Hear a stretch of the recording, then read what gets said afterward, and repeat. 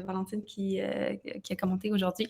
Donc, on va se lancer tranquillement. Discussion aujourd'hui sur l'intelligence artificielle. Évidemment, c'est la thématique du jour 1 de Montréal Connect cette année.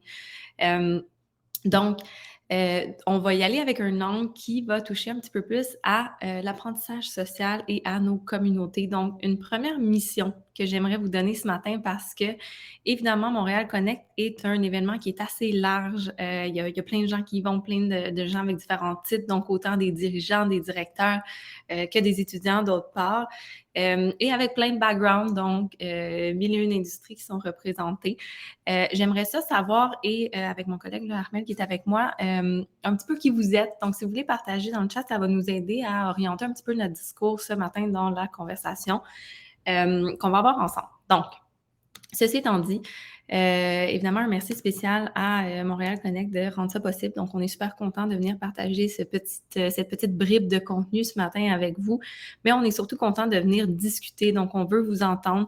On ne vous voit pas en ce moment, mais à tout moment, n'hésitez pas, levez la main, interrompez-nous si vous avez quelque chose à dire ou simplement écrivez dans le chat, commentez sur ce qu'on partage. Et puis, à la fin de la séance, ben, on va vous inviter vraiment là, à venir échanger avec nous sur une question là, à laquelle on va tranquillement arriver suite à la discussion. Donc, je vais passer à la prochaine, ici. Donc, vous l'aurez vu, j'étais en fait rattachée à la conférence. Il y en a plusieurs, je pense, qui se sont inscrits avant que mon collègue Armel soit rattaché donc comme intervenant aussi à la conférence. Donc, j'aime ça le voir comme on a un invité surprise, un invité spécial ce matin avec nous. Et puis, en fait, je me sens très choyée d'être là avec lui. Donc, premièrement, d'une part, je suis directrice au marketing chez FabLab et au programme de formation de transition numérique, donc un background qui est très différent de celui de mon collègue Armel, qui est PhD, en fait, en intelligence artificielle. Armel, je te laisse peut-être te présenter une petite minute.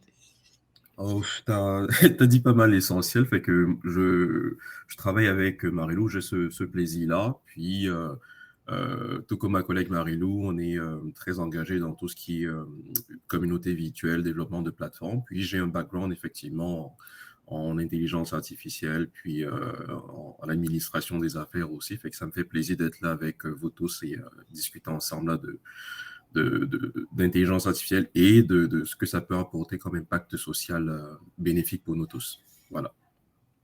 Génial, merci Armel. Armel qui va évidemment, ce qui est intéressant ce matin, c'est qu'on a deux expertises qui sont très complémentaires.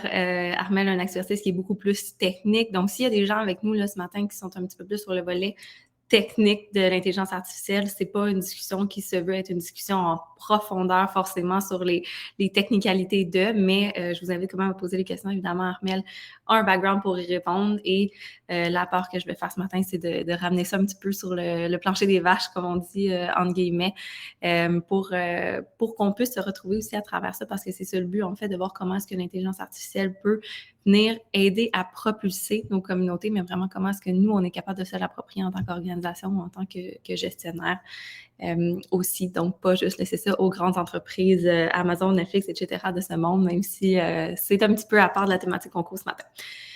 En deux mots, en fait, juste pour que vous compreniez pourquoi est-ce que nous deux, on est en train de vous parler de ça, c'est vraiment pas une conversation ce matin à propos de ce qu'on fait, mais quand même, ça met un petit peu la table pour comprendre pourquoi est-ce qu'on en parle. On développe une plateforme qui est une plateforme pour des communautés, pour rassembler des communautés et créer ces modèles-là, en fait, qui permettent d'aller stimuler l'intelligence collective. Donc, c'est pour ça qu'on est ici ce matin. Puis, si vous voulez en savoir plus, évidemment, vous allez pouvoir nous en parler aussi à la fin de la présentation de ce matin. Un petit peu pour mettre la table avant de se lancer dans la conversation sur l'intelligence artificielle, comment est-ce que ça peut aider une communauté, comment est-ce que ça peut développer l'intelligence collective aussi. Pourquoi est-ce que c'est important d'en parler aujourd'hui? Puis, on regardera pas ça ensemble ce matin, cette petite vidéo-là, mais c'est très, très, très intéressant pour ceux qui sont intéressés dans un petit peu les enjeux et les enjeux complexes du monde de demain. Donc, c'est une vidéo qui est très, très bien faite, qui s'appelle Impact Networks. Vous pouvez le retrouver sur YouTube. Il y a 3 versions. Je pense qu'il y a une version d'1 minute, une version de 4 minutes, une version de 20 minutes qui est la version longue. Donc, si vous avez un petit peu de temps pour aller regarder ça, c'est très, très, très inspirant. Puis, en fait, ce que ça explique, c'est que quand on y pense, tout est un réseau sur la planète et il faut mettre ça de l'avant et il faut être content de ça et il faut le comprendre pour être capable de contribuer aussi de cette façon-là. Donc, la prémisse est un petit peu que, bon, ça part de des réseaux de neurones qui deviennent des réseaux biologiques, éventuellement des réseaux sociaux et éventuellement, il faut créer des réseaux d'impact. Et pourquoi est-ce que c'est important de créer des réseaux d'impact? Donc, vraiment des gens qui vont venir se rejoindre ensemble, des gens avec toutes sortes d'expertises qui viennent se rejoindre ensemble dans des réseaux pour changer les choses, pour créer plus d'impact ensemble. Mais pourquoi est-ce que c'est important? Parce que les problématiques de demain sont de plus en plus complexes et vont demander à ce que les solutions qui soient présentées, ce soient des solutions qui sont vraiment complètes et inclusives et qui prennent en compte toutes sortes de choses. Donc, en fait, ils viennent un petit peu positionner les réseaux, donc comme la solution à des enjeux complexes de demain. Donc, encore une fois, si ça vous intéresse, je vous invite à aller regarder ça et le lien va être partagé dans la présentation. Oh, je ne m'attendais pas à ce que ça parte. Et voilà. Donc, quand on parle d'enjeux de demain, ben, il y en a 1001. Évidemment, j'en ai listé quelques-uns. Il y en a, c'est peut-être les principaux. Il y en a certainement d'autres. Donc, les changements climatiques, évidemment, sur le haut de la liste. Enjeux socio-économiques, une évolution rapide des habitudes de consommation et qui vient aussi shaker des industries qui doivent se réinventer. Donc, définitivement, ça vient complexifier certaines économies aussi. Sur sollicitation, une économie de l'attention, donc les changements dans la façon aussi que les gens reçoivent nos messages, récession, globalisation, on entend ça beaucoup, pénurie de main-d'œuvre, instabilité des revenus, instabilité de la loyauté. Donc, les gens sont de plus en plus volatiles, donc autour des marques et autour des communautés, puis il faut aller vraiment chercher dans leur sentiment d'appartenance et il faut qu'ils sentent qu'ils s'engagent dans quelque chose d'un petit peu plus grand qu'eux. Donc, pas pour vous faire peur, simplement pour mettre la table un petit peu de pourquoi est-ce qu'on parle d'intelligence artificielle et d'intelligence collective ensemble ce matin. Donc, quand on parle d'intelligence collective, ben, c'est quoi l'intelligence collective? C'est simplement le fait de rassembler des gens pour réfléchir ensemble. Donc, ça date certainement pas d'hier et ça date certainement pas ni de l'intelligence artificielle, ni de l'Internet, en fait, ni de la technologie. Le fait que les gens se rassemblent ensemble et qu'ils viennent réfléchir, parce qu'en fait, on se serait jamais rendu où on est rendu aujourd'hui si les gens ne l'avaient pas fait depuis le jour 1 ou le jour 0 ou bon, selon vos croyances, mais ce qui est arrivé dans les dernières années, évidemment, le moteur technologique et le contrôle de la donnée vient mettre le feu, si on veut, dans les possibilités de l'intelligence collective. Donc, l'intelligence collective, c'est simplement dire que si les gens se rassemblent ensemble dans des réseaux, ben, en fait, on peut créer des choses bien au-delà et bien plus rapides et bien mieux faites que si les individus ou même les machines, parce que de plus en plus, on entend parler est-ce que la machine va remplacer l'individu. En fait, c'est de venir créer les conditions pour que la machine travaille avec les individus et avec la donnée pour aller vraiment créer le plus possible d'intelligence collective. Donc, ça dépend aussi de certains facteurs. Donc, là, ça dépend aussi de la diversité des gens qui participent dans ces réseaux-là. Donc, ça prend des réseaux qui sont assez divers et ça dépend aussi d'une participation active des gens dans ces réseaux-là. J'espère que ça va toujours bien. Je ne vois pas le chat finalement pendant que je présente. Armel, ça va-tu toujours bien dans le chat? Je te vois taper. Je ne sais pas si tu réponds peut-être à des commentaires. Oui, c'est des présentations. Il y a des profils très intéressants dans le clavardage en ce moment. Donc, quand ce sera au tour d'Armel de présenter, j'irai lire un petit peu dans le chat. Oups, là, les écouteurs. Donne-moi juste un instant. Donc, les avantages de l'intelligence collective.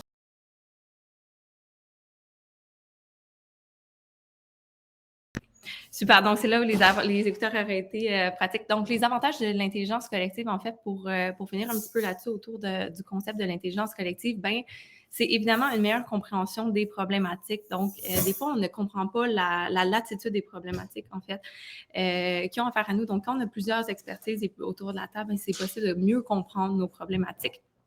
Donc, suite à ça, bien, une fois qu'on comprend les problématiques, évidemment, on peut aller trouver des solutions qui sont durables à ces problèmes. Puis je pense que le mot-clé dans cette phrase-là, c'est vraiment de dire des solutions qui sont durables. Parce que quand on a des problématiques complexes et qu'on fait juste mettre un plaster dessus, bien évidemment, ça va toujours revenir. Donc, aller chercher plusieurs cerveaux pour vraiment créer durable pour ça. Une prise de décision qui est évidemment informée, donc plus d'informations, plus de données, plus de gestion de la donnée pour aller trouver des solutions et qui est plus inclusive aussi. Donc, on ne peut pas laisser personne à l'extérieur quand on prend des décisions. Et finalement, l'apprentissage et le partage. Donc, un meilleur apprentissage et un meilleur partage des bonnes pratiques. Donc, les gens des communautés qui ont des bonnes pratiques et qui peuvent venir les partager avec les autres, donc peuvent venir faire la différence pour les autres.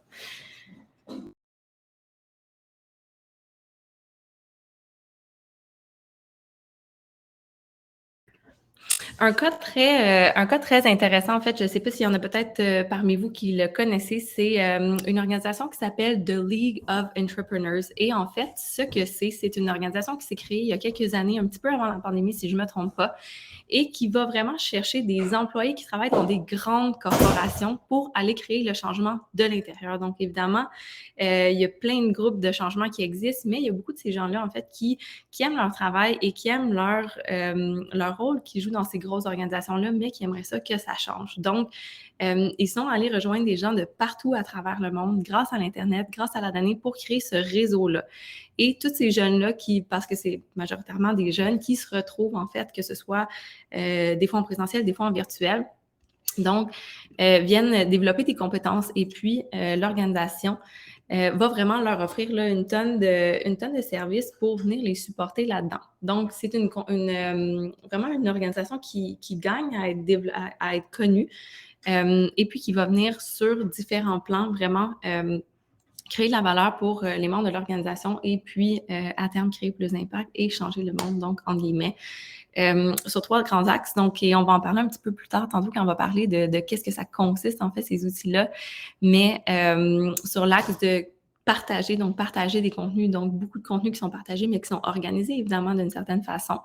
Sur un deuxième axe, de connecter les bonnes personnes ensemble. Et finalement, sur un troisième axe, d'augmenter la capacité de tout le monde en créant des masterminds, en connectant les gens pour qu'ils puissent tranquillement là, se contaminer et puis développer l'intelligence collective du réseau. Mais quel est le rôle de l'AI dans tout ça? Et je laisserai à ce moment-ci mon collègue Armel prendre la parole. Merci beaucoup, Marilou. C'est très, très détaillé et puis très précis là, comme exposé et introduction. Donc, Marilou l'a dit, on est présentement dans un boom technologique. Ça fait à peu près 6-7 ans là, que ça a vraiment décollé. Puis, on a toutes sortes d'outils qu'on est capable d'utiliser en ce moment parce qu'on a beaucoup de performances aussi qui ont suivi du côté des machines. Donc, pour rappel, par exemple, ceux aujourd'hui qui sont considérés comme les pères de la science des données ou bien l'intelligence artificielle, avec George Hinton, Joshua Bengio, c'est des gens qui ont développé des théories depuis les années 80, 90, mais elles ont commencé à être vraiment exploitées au début des années 2010 parce que justement la technologie a suivi. Donc, maintenant, on est tout à fait en mesure de mettre en place certains modèles, certains systèmes d'apprentissage. Et donc, ici, ce qu'on veut partager avec vous, c'est la possibilité de créer vraiment des modèles d'IA qui vont pouvoir servir la communauté au grand complet. Donc, on va regarder ça ensemble. Donc, tout d'abord, on va prendre cette analogie qui est quand même assez appropriée avec ce dont on parle. Donc, quand on parle de communauté, c'est évidemment un groupe de personnes qui sont réunies ensemble pour différents intérêts, avec différentes passions, avec différents besoins. Et comme on est à l'ère du big data, on se retrouve avec beaucoup d'informations. Donc, ces informations-là sont disponibles, sont très souvent accessibles, mais il faut filtrer là-dedans ce qui est intéressant, ce qui est pertinent pour le groupe. Ça nous renvoie à l'analogie des abeilles ici qui, évidemment, il va y avoir des centaines de milliers d'abeilles qui vont aller butiner à gauche, à droite sur beaucoup de fleurs différentes, dans beaucoup de milieux, dans beaucoup de sortes d'environnements. Mais quand elles reviennent au niveau de la ruche, alors il va y avoir toute une organisation qui va mettre en commun le matériel naturel qui a été collecté par toutes ces abeilles-là, et ensuite qui va les organiser, qui va ensuite les transformer en produits, en matières premières nécessaires, notamment le miel, l'agrégat et tout ça. Et ça va être redistribué équitablement pour l'ensemble de la communauté, pour le bien de tous. L'intelligence artificielle en ce moment fonctionne comme ça lorsque c'est utilisé à bon escient. C'est-à-dire qu'on va avoir beaucoup d'informations disponibles à travers les moteurs de recherche, à travers des bases de données, à travers certaines publications aussi des entreprises, mais l'intelligence artificielle nous permet d'organiser tout ça, d'agréger toutes les informations collectées par chaque individu qui est membre d'une certaine communauté, et ensuite de les organiser pour qu'on ait des tendances avec une base de connaissances commune pour tout le monde. Et cela, ça s'applique dans notre cas, qu'on soit en présentiel comme maintenant ou en virtuel. Donc, dans la pratique, l'abeille, c'est chacun de nous, les membres de communauté, et la ruche, c'est notre communauté au grand complet. Donc, c'est ça le parallèle entre l'impact de l'IA pour la communauté et sa capacité d'organiser toutes les informations que nous avons. Donc, quand on va plus loin dans le détail là, de l'application, donc on se rend compte que, évidemment, oui, il y a l'IA, mais il y a l'intelligence collective aussi qui peut bénéficier derrière tout ça de la puissance et puis du côté libertin, du côté démocratisation de l'IA. Alors, dans la prochaine slide, on va développer un peu plus par rapport à ça. Quand on parle d'IA, il y a l'IA d'un côté, alors il y a l'intelligence collective de l'autre côté. Comment mettre les deux ensemble? Alors, l'IA, quand je parle de l'IA, ça inclut toutes les méthodologies que certains d'entre vous peuvent peut-être connaître déjà. Donc, on parle du machine learning, du data mining, du deep learning. Alors, tout ça est mis en commun, puis c'est mis dans une perspective où ça peut organiser les informations pour le bien du collectif. Alors, l'intelligence collective ici, quand on la met en rapport avec l'IA, c'est par rapport à 3 fronts qui sont les bases, en fait, pratiques de ce qu'on est censé avoir avec notre intelligence collective, mais que l'IA est capable de mettre de l'avant. Donc, tout d'abord, elle donne un sens et une abondance de données. Je vais le répéter une deuxième fois, il y a beaucoup trop d'informations. Et malheureusement, dans ces informations-là, on a souvent, comme M. Trump le disait souvent, il y a beaucoup de fake news. Il y a des informations qui sont vraies, il y en a beaucoup qui sont manipulées, il y en a certaines qui sont non vérifiables. Et donc, l'IA, une fois que c'est bien utilisé, ça nous permet de donner un sens à tout ça. Donc, d'extraire des tendances, d'être capable de fabriquer un savoir commun qui est non biaisé, qui va permettre de filtrer et de fournir la bonne information dans tout ce qu'on a comme données disponibles. Grâce à l'IA, on a la possibilité aussi de déterminer en fait des bonnes règles pour mettre en valeur l'information, puis les différentes expertises. Tout à l'heure, j'échangeais avec quelques-uns d'entre vous dans le clavardage. On est tous ici, mais avec différents backgrounds. On a beaucoup de personnes il y a des gens qui s'y connaissent en santé, d'autres qui se connaissent en administration. J'ai vu qu'on a des développeurs aussi logiciels et tout ça. Mais on est tous membres d'une façon ou d'une autre, d'une certaine communauté. On est tous ici en commun. Et là-dedans, dans des communautés qui sont organisées, qui sont dirigées par l'IA, ou bien qui sont impulsées ou bien contrôlées par certains algorithmes, on se rend compte qu'on a la possibilité de partager des informations. Donc, on a différentes expertises, mais on n'est pas obligé d'étaler ces expertises-là, on n'est pas obligé de les confronter tout ensemble. On peut très bien partager nos différents savoirs, puis maintenant, avec des règles de bonne pratique qui sont déterminées puis qui sont contrôlées par certains algorithmes, on se rend compte qu'on a la possibilité de mettre tout ça en commun et d'avoir un langage qui est compréhensible de tous. Donc, en gros, ça nous amène au troisième point. La machine ou bien les algorithmes d'IA sont exempts de toute influence émotionnelle. Il y a des biais cognitifs qui sont propres à chacun de nous, donc à chaque membre de différentes communautés qui peuvent influencer ou bien donner des tendances à certains résultats ou donner une orientation à certaines informations. Une fois qu'on se sert de l'IA et qu'on la met en pratique pour l'intelligence collective, on se rend compte qu'on va avoir une information qui est filtrée, qui est pertinente, qui est claire et qui va s'adresser à l'ensemble de la population, à l'ensemble des membres d'une communauté. Elle n'ira pas satisfaire les intérêts d'une seule personne ou d'un petit groupe. Donc, ça, c'est un peu le lien qu'il pourrait avoir entre les deux. Et dans la prochaine slide, on va parler d'un cas qui est très en vogue en ce moment, d'un sujet qui est très populaire depuis quelques années. Évidemment, on parle des changements climatiques. Alors, on ne fait pas d'exposé là sur les changements climatiques, on ne fait pas d'exposé sur l'IA non plus. Le but ici, c'est de présenter un cas pratique et pragmatique d'une situation où l'intelligence artificielle peut nous servir, en fait, nous sert en ce moment à avoir des informations ordonnées et organisées pour tous. Alors, il y a des groupes de travaux, des groupes de recherche qui travaillent, qui collectent toutes sortes d'informations sur les changements climatiques et qui font des résumés vulgarisés dans les médias, dans certains sites web et tout.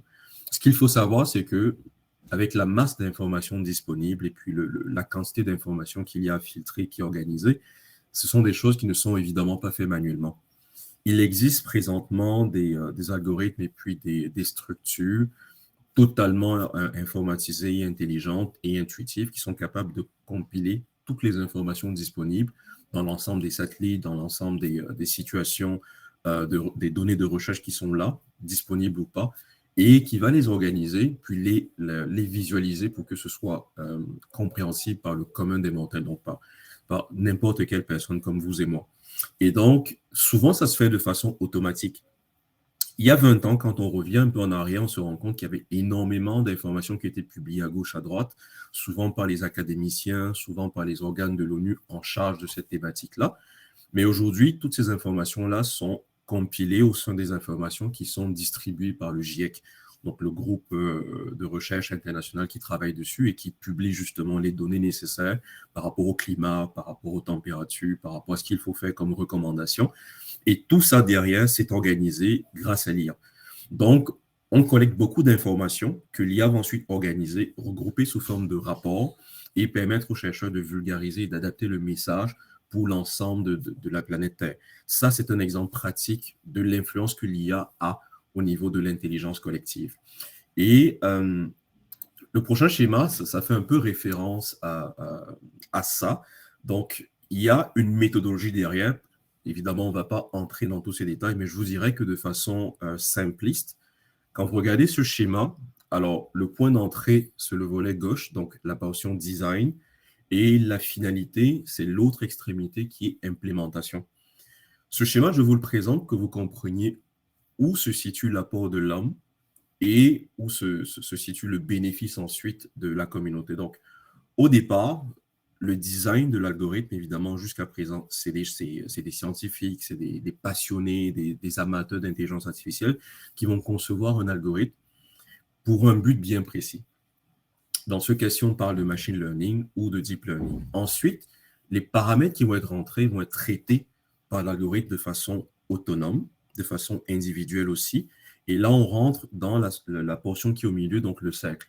Quand on est dans le cercle-là, c'est la machine qui va se servir des variables qu'on a entrées au début et qui va les synthétiser, les agréger, les filtrer, les nettoyer, les numériser et ensuite les organiser pour qu'à la sortie du cercle, donc du côté d'implémentation, on puisse avoir des données qui soient totalement prêtes à être utilisées, qui soient compréhensibles pour tout le monde et puis qui vont nous fournir des tendances qui vont être utilisées par l'ensemble de la communauté. Donc, qui vont être directement implémentées.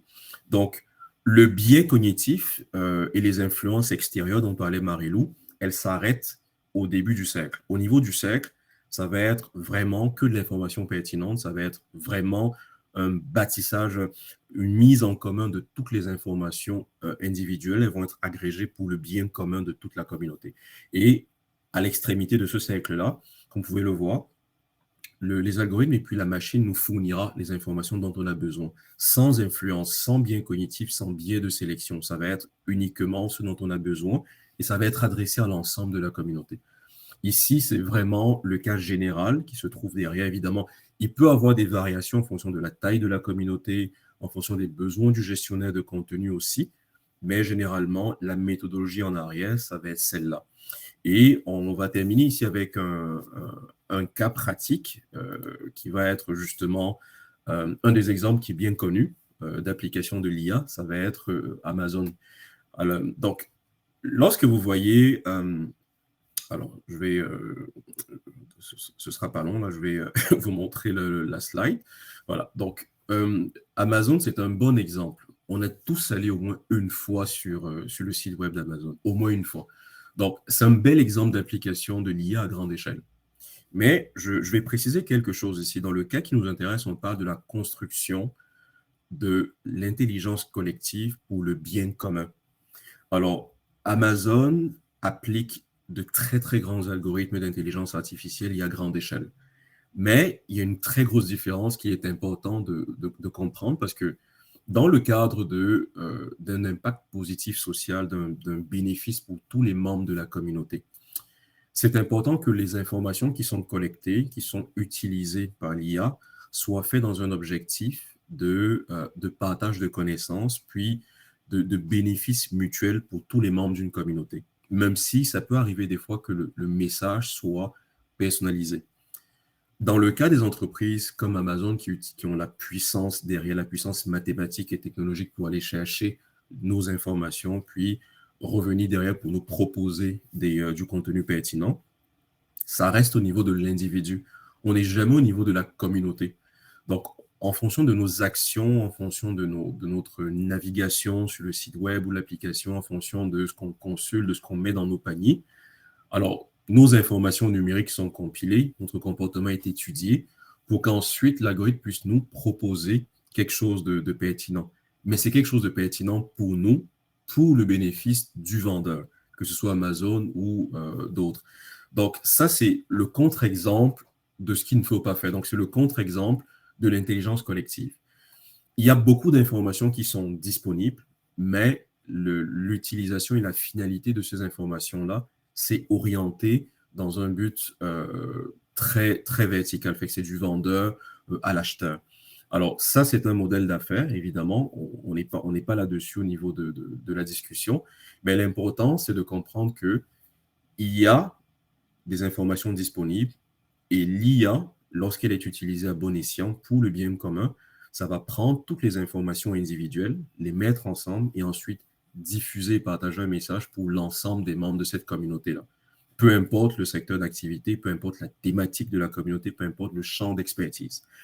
Et non à cible individuelle.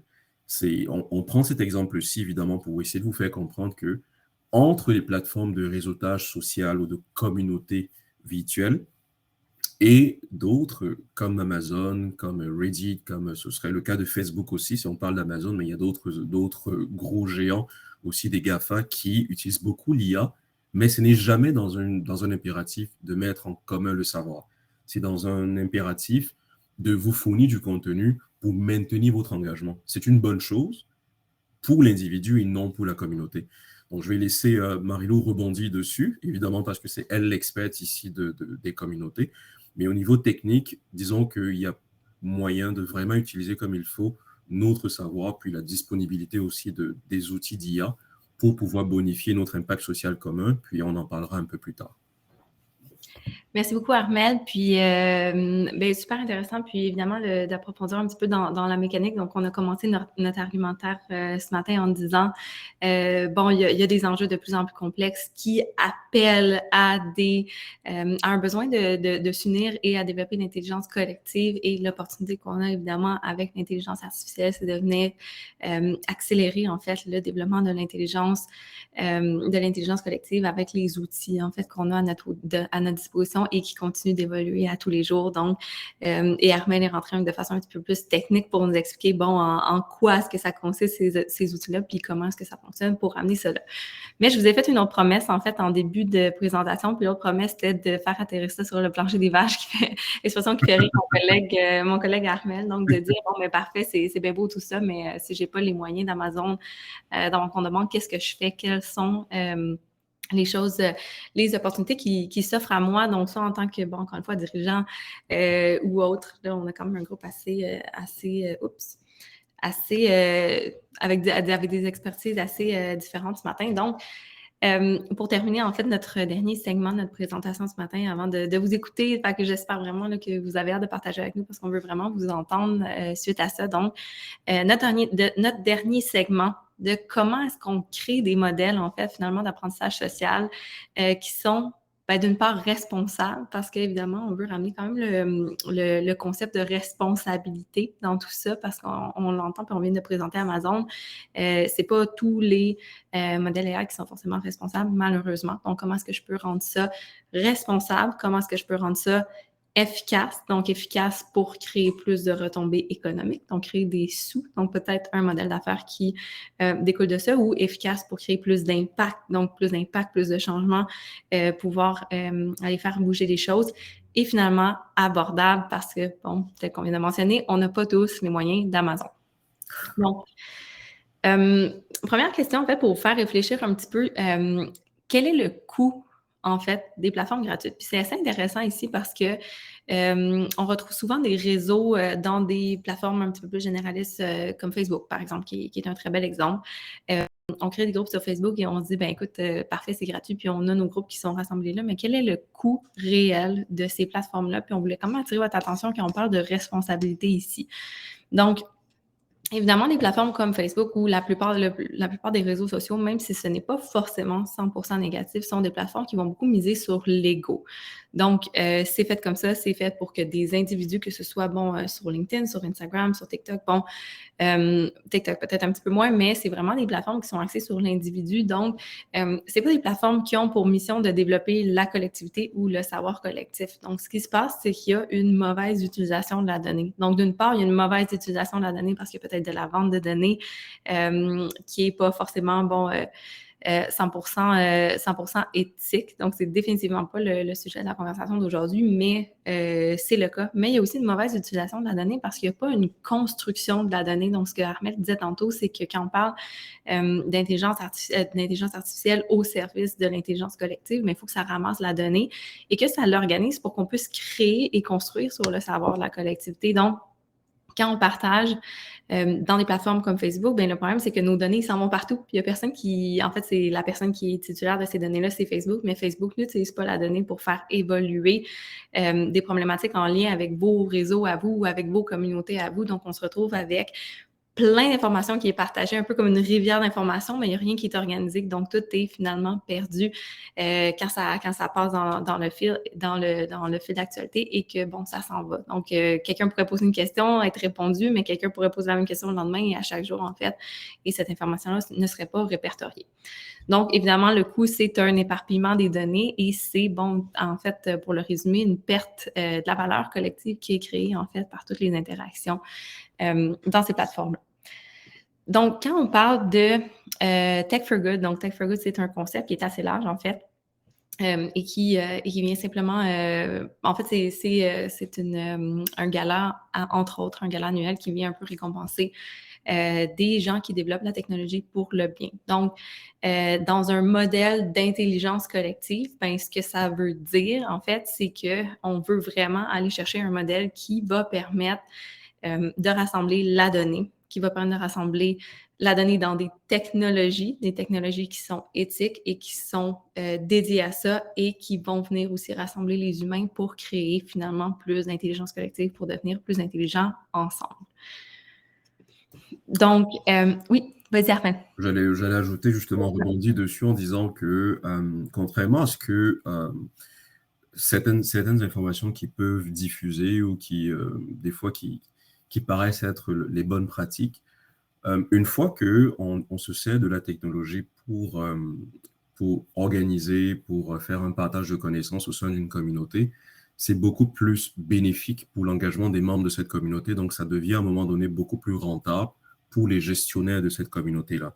Donc, c'est pas le contenu est important, oui, mais c'est la pertinence du contenu avec la façon avec laquelle l'information est organisée, simplifiée et transmise aux membres de cette communauté-là. Donc, données, tech, et le mot très important à la fin, c'est humain.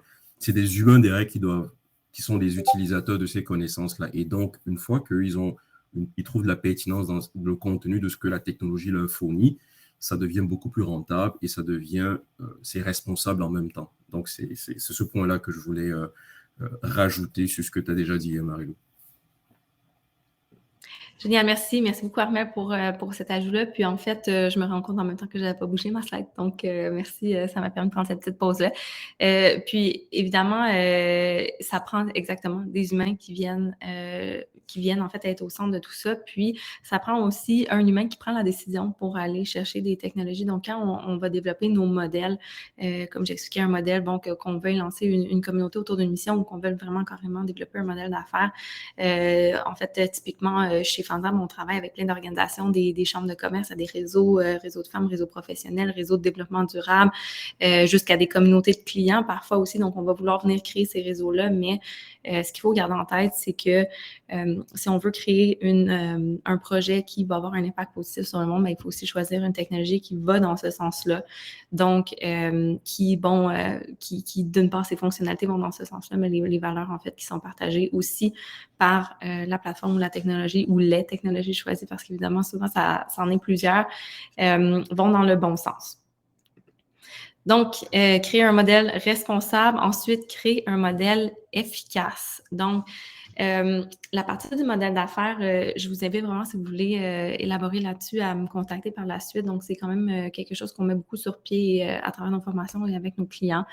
C'est vraiment de venir créer un modèle en continu, en fait. Si on veut créer de l'intelligence collective, et souvent, en fait, quand on parle de savoir, bon, il y en a peut-être dans vous qui sont familiers avec des plateformes de type LMS, donc on va partager de l'information, mais on va créer des momentum, mais ce ne sera pas forcément en continu. Donc, quand on veut créer de l'intelligence collective, il y a 2 choses que ça nous prend, qu'on a dit au début. Ça prend des expertises diversifiées, donc ça prend un réseau, un écosystème, et ça prend des gens qui sont impliqués et qui partagent, parce qu'en fait, la base de l'AI, c'est évidemment de la donnée. Donc, s'il n'y a pas de données, ben, il n'y a pas de réseau et ça ne peut pas avancer. Donc, comment est-ce que je peux faire en sorte que mon réseau est efficace, en fait? C'est vraiment d'essayer de le voir un petit peu comme un continuum d'expérience, donc d'essayer de réfléchir à l'expérience à tous les niveaux. Donc, on veut évidemment attirer les gens vers nous, vers notre communauté, avec des contenus qui les intéressent. En fait, un petit peu comme Armelle mentionnait tantôt, ou un exemple qu'on connaît assez bien, c'est un fameux Netflix. Donc, vraiment, on veut aller mettre les bons contenus devant les yeux des bonnes personnes. Donc, on veut savoir qui est dans notre réseau pour ça.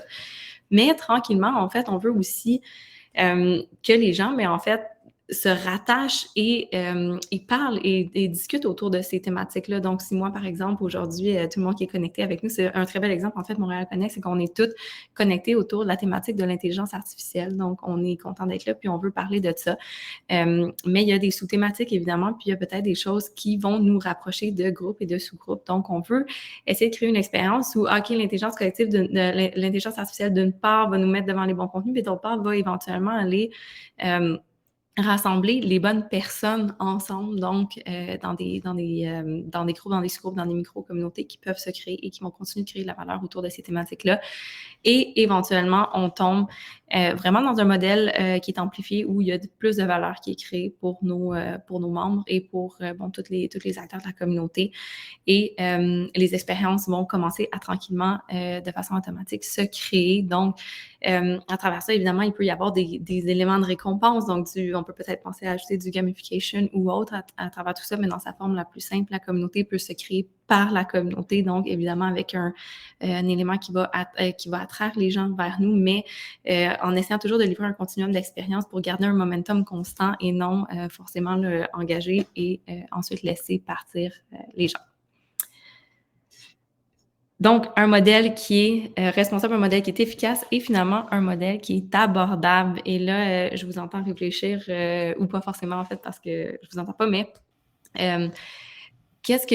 comment est-ce que je peux mettre ça en pratique? Puis c'est sûr que quand on crée un modèle, comme je viens de mentionner, c'est pas toujours une plateforme puis un one size fits all. Donc, ça peut pas forcément être une plateforme que vous allez choisir et qui va répondre à tous vos besoins.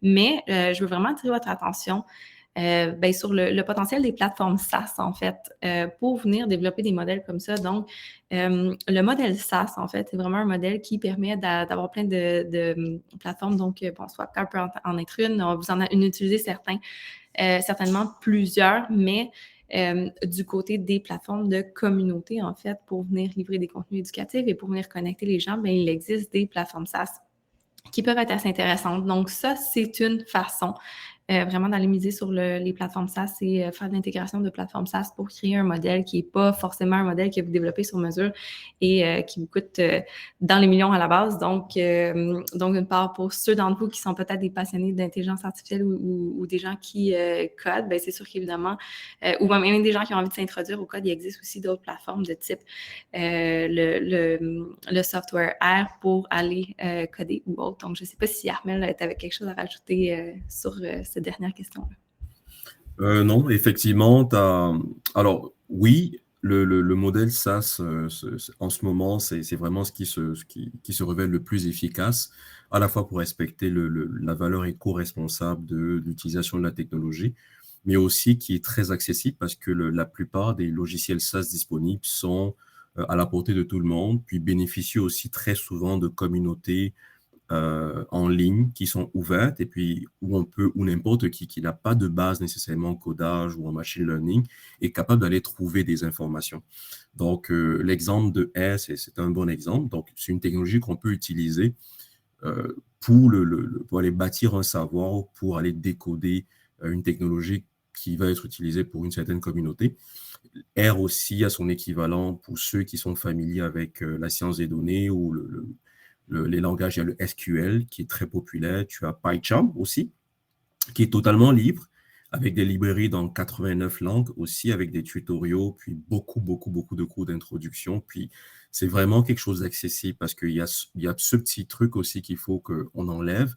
L'utilisation de la technologie n'est pas réservée à une certaine élite. Il y a des formations maintenant qui sont disponibles sur Codecademy, sur Udemy, sur Coursera, des formations de 10 heures, de 5 heures à 10 heures, qui vous apprennent tout ce que vous avez besoin de savoir pour utiliser l'intelligence artificielle. Donc, vous n'allez pas être des scientifiques de données, mais quand vous allez avoir un programme devant vous, vous allez avoir une information, des thèmes qui vous paraissaient compliqués et sont suffisantes là pour vous permettre de comprendre ça. Donc, n'hésitez pas à explorer vraiment tout ce qui est modèle SaaS, tout ce qui est plateforme de communauté. Et puis, vous allez voir que tranquillement, pas vite, ça, c'est quelque chose qu'on s'approprie, peu importe son background. Voilà. Merci beaucoup, Armel. Et pour terminer, en fait, la présentation d'aujourd'hui, je vous pose une question. En fait, nous vous posons une question et vous pouvez, en fait, participer je crois que vous pouvez demander à embarquer sur la scène et si vous demandez à embarquer sur la scène, vous allez pouvoir venir discuter avec nous avec votre petite caméra ouverte et on aimerait vraiment ça qu'il y ait au moins une personne qui vienne et qui jase avec nous, mais sinon, évidemment, vous pouvez aussi utiliser le chat. Donc, vous, dans votre perspective à vous, dans votre rôle à vous, puis d'où vous êtes en ce moment dans le monde, quel rôle est-ce que vous pensez que jouera l'intelligence artificielle dans les grandes problématiques de demain ou quelle est votre utilisation ou toute autre question on est avec l'intelligence artificielle? Est-ce que quelqu'un voulait prendre la parole? En ce moment, c'est très actif dans le clavardage. Bonsoir. Salut, Youssef. Comment allez-vous? On va très bien, Youssef. Content d'être avec toi. Ça va, ça va. Moi, personnellement, je travaille dans le fil de l'artificial intelligence. Et pour moi, l'AI va être la fin de beaucoup des gros conjectures du passé, du proche passé et du proche futur. Comme la conjecture de craquer le market, le trading. On a fait une théorie qui peut la faire et elle a donné beaucoup de résultats. Alors, oui, je pense que c'est son intervention. Je pense que si tu as terminé, Youssef, tu peux nous écrire dans le clavardage aussi au cas où, mais de ce que j'ai compris, effectivement, ils ont mis en pratique des algorithmes, en fait, ils se sont servis de ça aussi pour faire une preuve de concept dans le domaine du trading, et puis ça fonctionne. Donc oui, ce qui est sûr, c'est que une fois que on rend la technologie utilisable et publique, et puis lorsqu'on le fait, on l'utilise à bon escient, c'est sûr que ça donne de bons résultats. Et en plus de ça, dépendamment de l'outil qu'on a utilisé, comme je le disais tantôt, on bénéficie d'un support en ligne, d'une communauté ouverte qui est capable de nous inspirer, puis de nous orienter si on va dans la bonne direction ou pas, et qui est capable aussi de nous aider à générer de nouvelles hypothèses lors de la conception là, de notre algorithme ou bien de l'intégration de l'IA dans notre travail de tous les jours.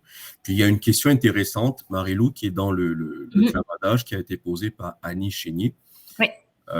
Alors, elle dit, en quoi les logiciels SaaS, les plateformes SaaS sont plus éthiques et durables que les communautés classiques disponibles. Et elle donne l'exemple de Slack, qui est une plateforme SaaS, mais qu'elle aurait tendance à catégoriser au même niveau que les GAFAM. Alors, est-ce que tu aurais une réponse pour Madame Chénier? Mais je te laisserai peut-être prendre le lead là-dessus parce que c'est un petit peu plus de ton côté. En quoi est-ce que c'est plus... Tu sais, ça dépend vraiment, en fait, je pense, de l'utilisation et de l'utilisation d'un côté. En tant que gestionnaire de communauté, ça dépend de votre utilisation que vous faites de Slack. Si vous utilisez Slack comme un outil qui vous permet d'aller créer de la valeur dans votre communauté, c'est un outil qui peut être considéré éthique. Donc, énormément de milieux de travail, incluant nous, utilisent Slack. Bon, il y a évidemment des avantages et des désavantages. On parle de, bon, c'est sûr, de distraction et de milieu une considération, mais en réalité, si on arrive à créer des gens, et moi, je suis dans des communautés Slack qui me permettent, bon, d'aller avec l'écosystème montréalais, partager donc avec des gens, bon, palais concret, etc., qui ont des expertises différentes à la mienne. Et une fois de temps en temps, on s'écrit là-dessus. Donc, c'est sûr que dans ce sens-là, je considère que c'est éthique et durable parce qu'on l'utilise, et ça fait longtemps qu'on l'utilise. On s'est croisés dans une cohorte de formation il y a 2 ans et on continue d'être en contact à travers ça.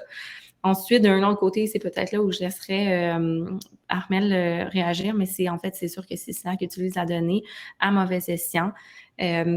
Dans ce sens-là, bien évidemment, il faut être conscient de ça quand on fait nos choix de technologie. Donc, c'est important pour vous.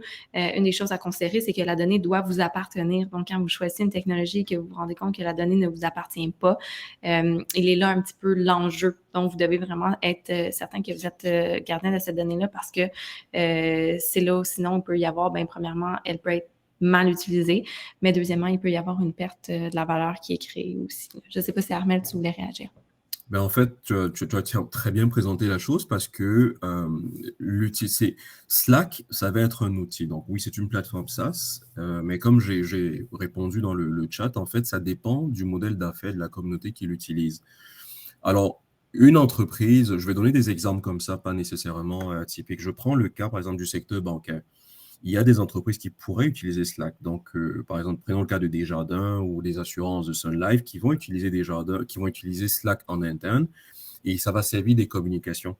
Mais le contenu des communautés qui seront hébergées, des communautés des membres de ces entreprises-là qui seront hébergées dans Slack, n'auront pas le même intérêt que s'il s'agissait du milieu des arts ou d'une entreprise de technologie qui se servirait de Slack pour les communications à l'interne avec ses employés. Donc, la personne et le modèle d'affaires du gestionnaire de communauté influence aussi l'utilisation de l'outil.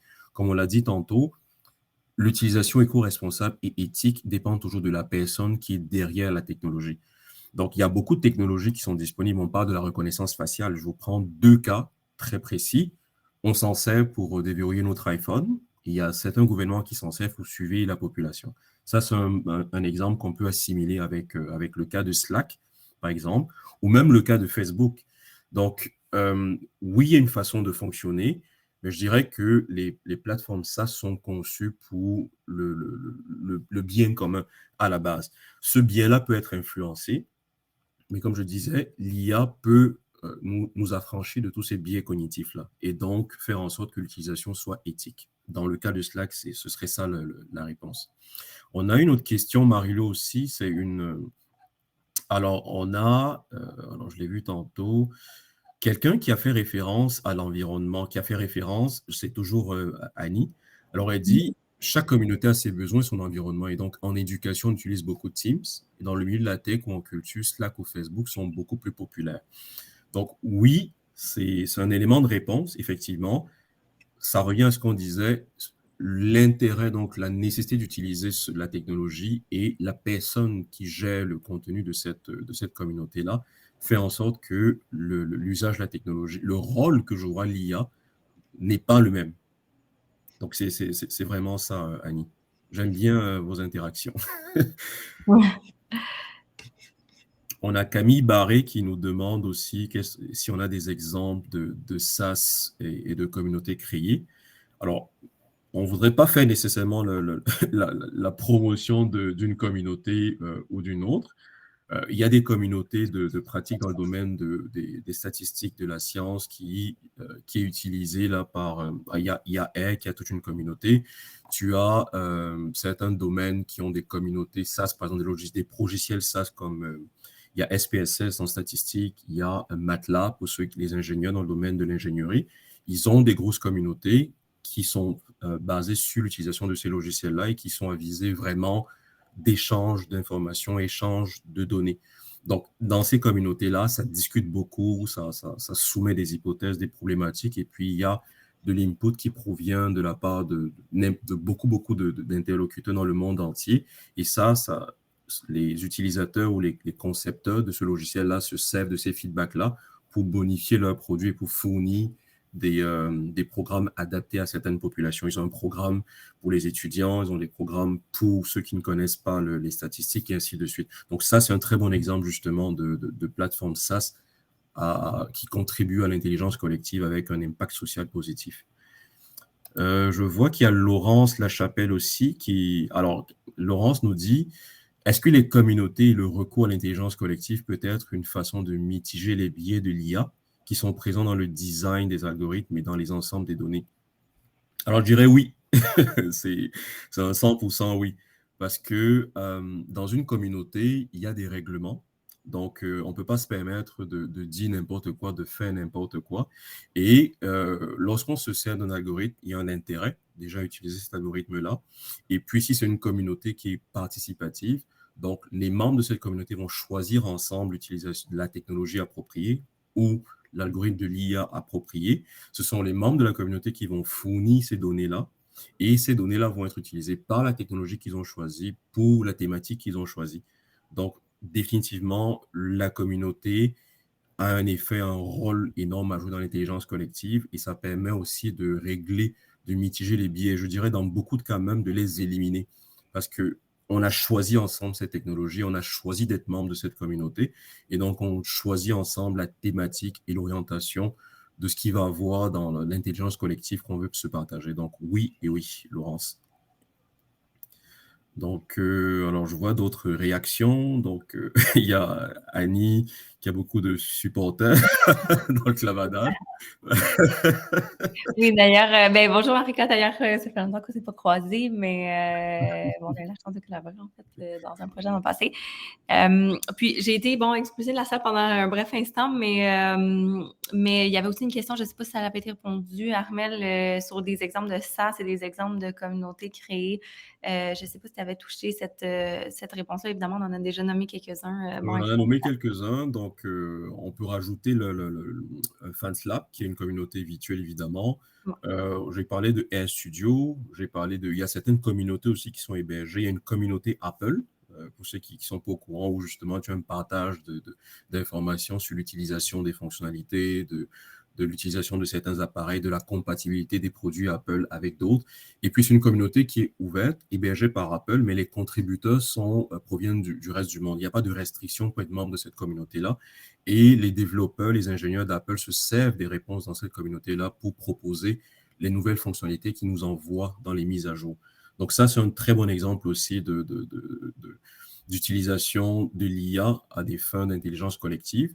Mais pour rester typiquement dans le domaine des plateformes SaaS, il y a RStudio qui en est une. Il y a Nesta aussi, qui est une communauté justement qui est très engagée dans les objectifs de développement durable et dans la co-création. Ça, c'est des exemples de communautés SaaS là, que vous pouvez utiliser qui incluent aussi dans leur organisation des algorithmes d'IA qui sont très discrets. Vous ne savez pas qu'ils sont là, mais c'est vraiment ces algorithmes-là qui vont moduler et puis modérer le contenu puis les conversations des membres des communautés, de différentes communautés qui sont hébergées sur ces plateformes-là.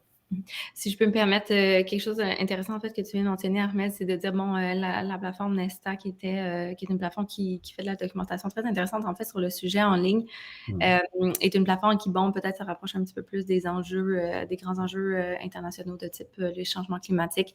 Ce qui est intéressant, c'est qu'il y en existe plusieurs et si vous faites une recherche sur Internet, vous allez voir, il s'en développe plusieurs aux États-Unis, plusieurs en Europe, des plateformes communautés.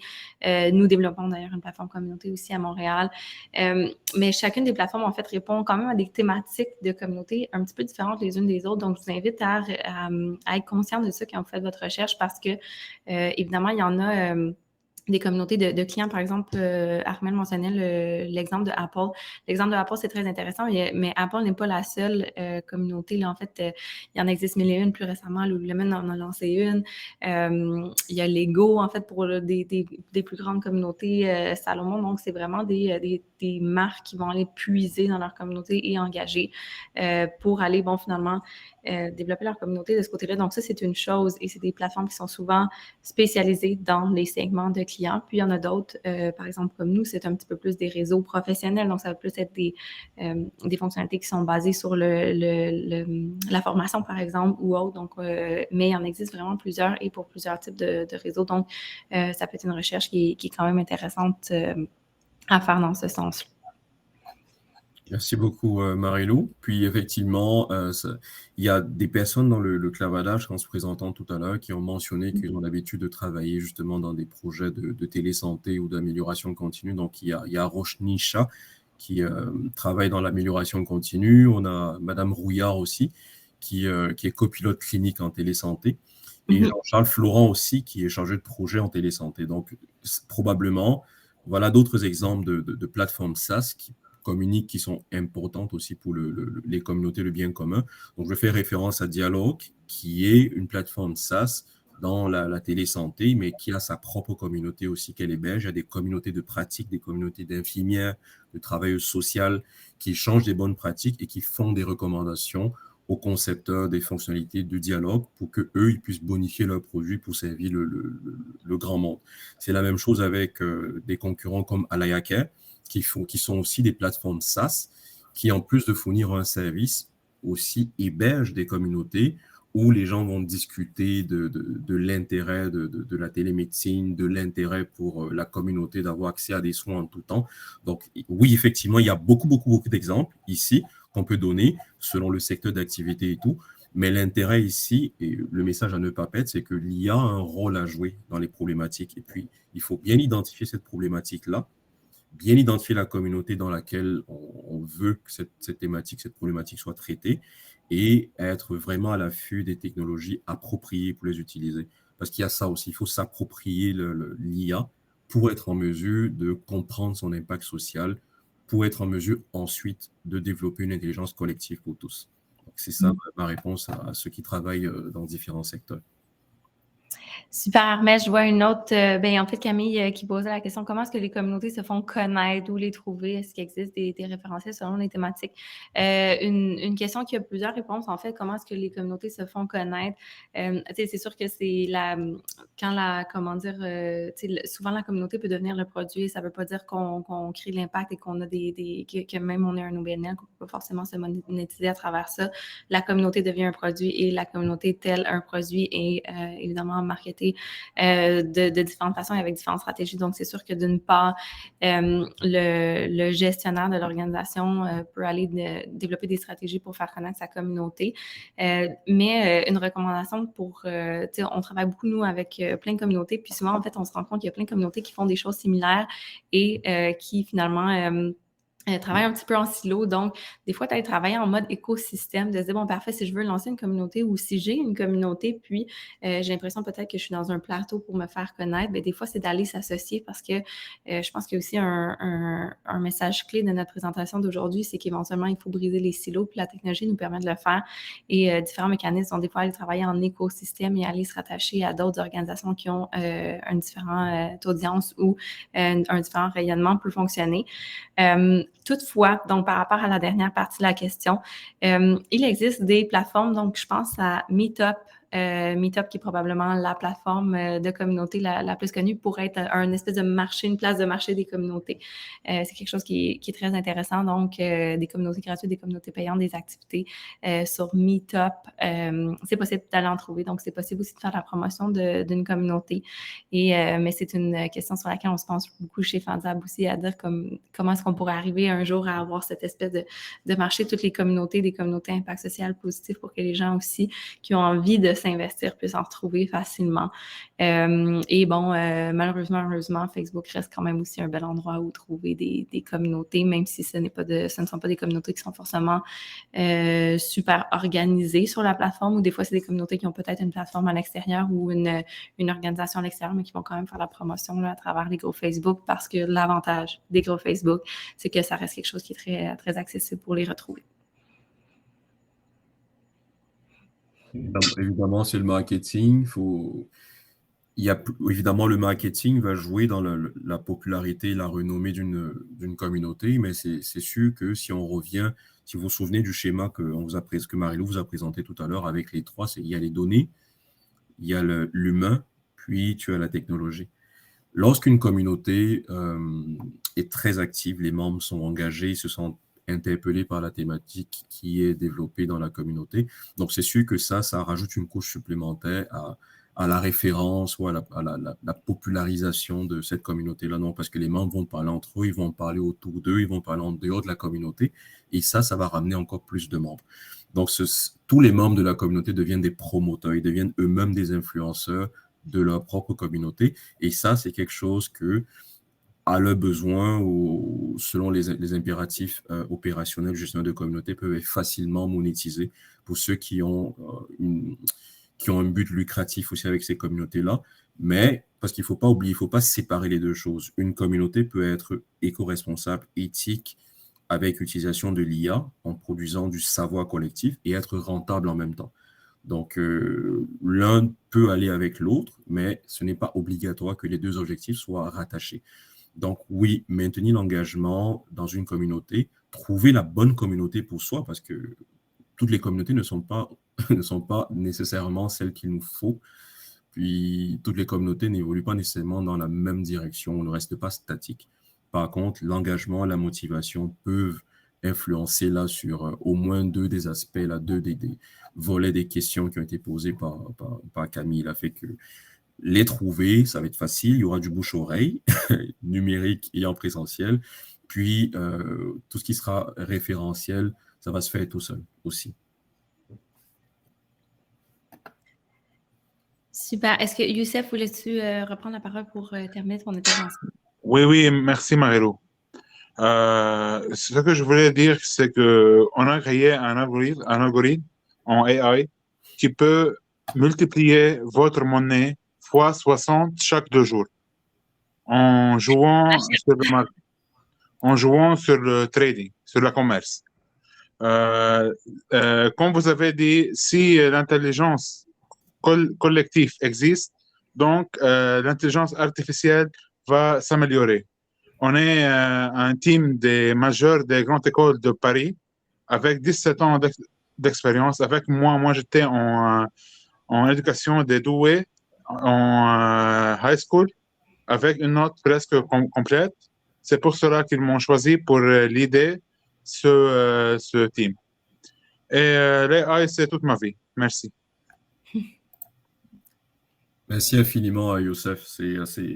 On est bien content de savoir ça. Justement, on est content parce que ça rejoint ce qu'on disait au début. On est tous là dans la même conférence, le même atelier, mais avec différents backgrounds, différents niveaux d'implication, de compréhension aussi de la thématique.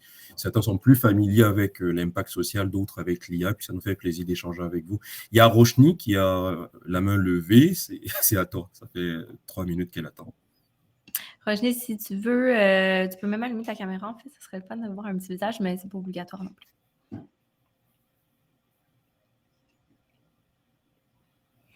Je ne sais pas si elle nous entend. Je pense que vous êtes sur mute. Roshni, Madame Shah.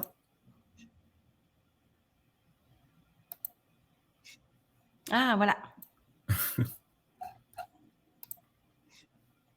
Vous êtes sur mute. Oui, vous êtes sur mute selon votre petite icône dans le bas.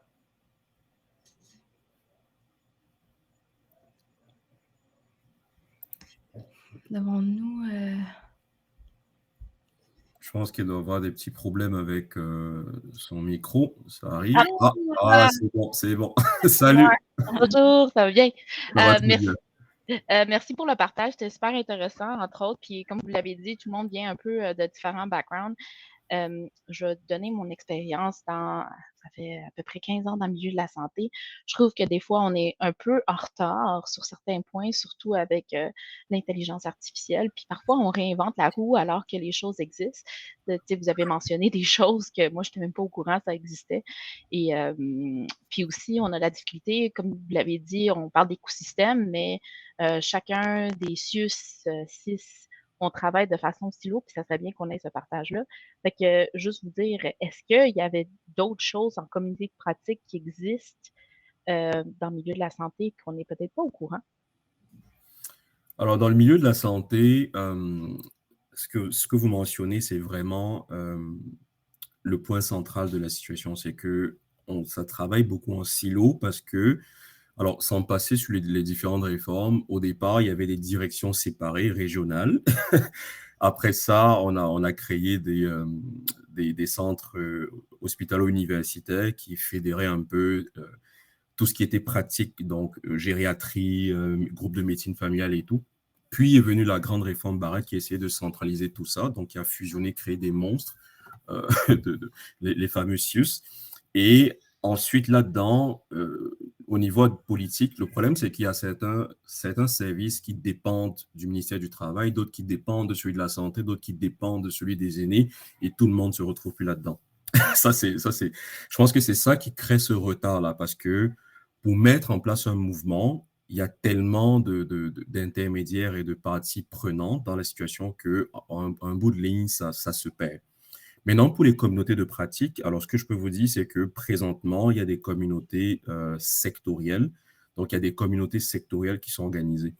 Dans le domaine de la santé mentale, essayez de vous rapprocher des groupes qui sont à l'Institut universitaire de gériatrie. Ils ont tous des communautés qu'ils utilisent. Certaines sont hébergées sur Facebook, d'autres sont hébergées sur Reddit. Il y en a d'autres aussi qui sont sur des serveurs locaux, sur Moodle, pour ceux qui sont familiers avec le système d'éducation aussi. Il y a Parkinson Québec, il y a l'Association des infirmiers et infirmières du Canada, qui a aussi sa propre plateforme sur laquelle elle héberge des communautés de pratique. Et ça, c'est assez large. Donc, travail social, psychologie, gestionnaire en santé, en télémédecine. Vous allez trouver beaucoup de choses là-dedans.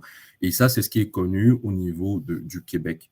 Si vous allez maintenant vous allez en Ontario, vous allez au niveau fédéral, vous allez trouver, il y a un volet de gouvernement numérique. Ça, ce gouvernement, c'est l'organe du gouvernement fédéral qui s'occupe de tout ce qui est transition numérique et nouvelles technologies. Donc, Canada numérique ou gouvernement numérique, ça dépend des hashtags, là, mais vous allez le trouver. Eux, ils ont aussi des communautés qui sont ouvertes sur le même modèle qu'on trouverait avec FansLab ou avec LinkedIn, où vous avez beaucoup de contributeurs qui viennent de différents backgrounds et qui vont lancer des thématiques. Il y a des sujets qui vont être débattus là pendant des mois, puis c'est souvent très intéressant parce que c'est des sujets qui sont apolitiques, mais qui sont très pertinents, qui sont souvent des tendances actuelles. Et cette plateforme-là a des relais à travers Twitter, à travers LinkedIn, à travers... je sais plus, ils n'ont pas de Facebook, mais il y a un autre relais qu'ils utilisent qui fait en sorte qu'il y a quand même un certain écho. Mais ça reste très spécialisé aux gens qui ont accès au domaine des technologies de l'information. Sinon, dans la santé, il y a Alea Care aussi, qui a une communauté de pratique, parce que eux, ils font beaucoup de recherche-intervention, ils se servent des résultats de la recherche-intervention pour développer leurs produits. Donc, ils sont très, très, très dans l'impact social. Et leur modèle d'affaires aussi est conçu pour encourager la pratique et les communautés. Et si vous faites une recherche là, avec le mot-clé Alea Care, vous allez trouver quand même plein de documents là, dans Google Scholar, par exemple, qui parlent de ces communautés-là. Et ils mettent même à disposition certaines données qui peuvent être utilisées librement. Puis, je terminerai avec Oxfam aussi, qui a beaucoup, beaucoup, beaucoup de communautés de pratique hébergées sur différents supports, différentes plateformes, où maintenant, elles sont très thématiques. C'est des communautés qui ne se parlent pas entre elles. C'est très thématique, là, c'est très sectoriel, mais vous avez la possibilité de trouver aussi beaucoup d'informations là-dedans. Donc, oui, ça existe, mais mettre tout ça au même niveau, c'est comme on dit, on a différents backgrounds, on a différentes interactions. Et il ne faut pas oublier que très souvent, les gens qui sont dans leur zone de confort n'aiment pas sortir de ces zones de confort-là. Donc, ils opposent une forte résistance au changement. Et c'est ce qui se passe présentement dans le système dans notre système de santé au Québec, c'est qu'il y a des idées, il y a des technologies disponibles, mais les mettre en pratique et les intégrer, ça ne vient pas toujours de la direction. Des fois, la résistance vient du personnel, d'utilisateurs ciblés. Et tout ce que je vais vous donner comme plateforme, là, qui sont toutes des plateformes SaaS, ce sont des entreprises québécoises. Donc, Dialogue, Alayake, Télu Santé, Simo, il y en a beaucoup. Il y en a beaucoup qui sont disponibles. Elles sont ici au Québec, mais elles sont plus connues à l'étranger que chez nous, ici au Canada et au Québec. Et ça, c'est parce que justement, il y a de la résistance et il y a une difficulté d'allier. C'est comme si c'était impossible de faire du communautaire avec du business, alors que les deux vont ensemble. Donc, voilà.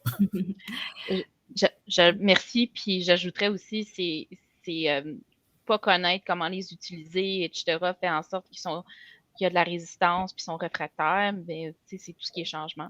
Fait que, effectivement, puis c'est un gros paquebot, là, on s'entend que ça bouge à son rythme, puis ça va prendre du temps, malheureusement. Mais merci pour l'info. Je vous en prie. On est là pour ça. Merci pour le partage. En fait, c'est très intéressant. Puis c'est sûr qu'il existe deux types de communautés. Puis plutôt, je vous partageais un exemple. Puis c'est le fun quand on part de zéro. Puis on s'écoute, sky's the limit, on part ça. Puis on utilise les outils qu'on veut. C'est sûr que c'est une toute autre histoire quand on a, non seulement un historique, mais aussi, une structure aussi complexe que c'est une structure gouvernementale ou publique. Donc, c'est sûr que d'une partie, il y a ça. Mais il ne faut pas aussi oublier, puis c'est sûr qu'après ça, c'est pas forcément le rôle de tout le monde, mais il ne faut pas oublier qu'il y a des nouvelles expertises qui se créent et il y a de nouvelles expertises qui se créent dans les équipes. Il y a des nouveaux rôles aussi. Donc, c'est un super bon commentaire que tu viens de faire, de dire, il y a personne qui sait comment ça fonctionne, mais c'est qu'éventuellement, c'est sûr qu'il faut élargir nos équipes et changer des expertises ou aller chercher ces nouvelles expertises-là qui sont capables de nous guider là-dedans. Donc, il y a certainement l'apparition de nouveaux rôles, mais je pense que, puis ça revient, pour répondre aussi sur le dernier commentaire qui a été dans le chat, sur le fait que, pour le business intelligence, dans le domaine de la santé, on n'a pas de communauté de pratique. Je pense pour les communautés existantes, en fait, je pense qu'un des beaux défis des années à venir, ça va être de décloisonner, en fait, donc de décloisonner les communautés, puis d'essayer d'aller croiser des expertises, puis c'est pas forcément sur la thématique, mais un exemple très intéressant de ça, c'était la première conférence Entertain AI qui a eu lieu à Montréal au printemps dernier, si je ne me trompe pas. Puis, c'est vraiment l'idée d'aller chercher plein de gens de plein d'expertises, puis d'aller faire cohabiter des industries qui sont complètement différentes les unes des autres dans des écosystèmes qui se créent pour aller régler des problématiques plus complexes. Donc, c'est un petit peu ça que la technologie nous permet de faire, mais c'est sûr qu'il va falloir arriver à ces modèles-là éventuellement. Donc, je pense que dans les prochaines années, décloisonner, puis avoir vraiment des gens que leur rôle, c'est de faire ça et que leur rôle, c'est de rapprocher différentes communautés qui peuvent bénéficier les unes des autres avec les outils qui sont disponibles. Donc, ça va être quelque chose d'intéressant à voir aller, mais on le voit de plus en plus déjà, là, nous, de notre côté.